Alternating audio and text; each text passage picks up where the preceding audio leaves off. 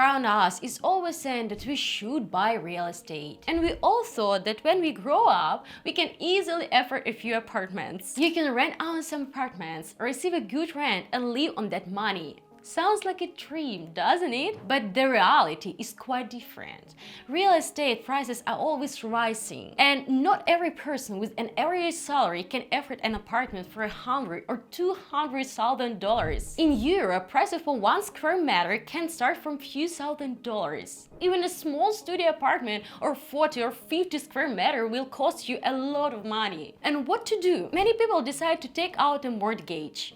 But even to make a mortgage, you need to pay at least 20% of the cost of the apartment. You also need a huge number of documents. For most people, this is not an option at all. Well, what should we do? It is possible to start investing in property if you only have $100. In this video, I will talk about the best option to invest in real estate without a lot of capital. We are going to talk to you about the REIT, ETF, and crowdfunding. Now, these words and abbreviations may seem pretty complicated to you, but trust me, by the end of this video, you'll be able to figure it all out. Let's start with REITs. Buying real estate the traditional way needs a large initial investment. Brings little return on investment, you'll still have to keep an eye on the apartment or house. The return on such an investment can take a long time to materialize. As an alternative, you can consider investment in REIT funds. What these funds are and how you can make money on them, I will explain now. In simple words, REITs are funds that attract investment and buy real estate for this money. And when the real estate brings in money, the funds divide the money among the investors. Now, let's get into more detail. REIT funds, which stands for Real Estate Investment Trust, it's in a business of managing real estate for owning mortgage-backed securities. These funds earn income for building or buying real estate properties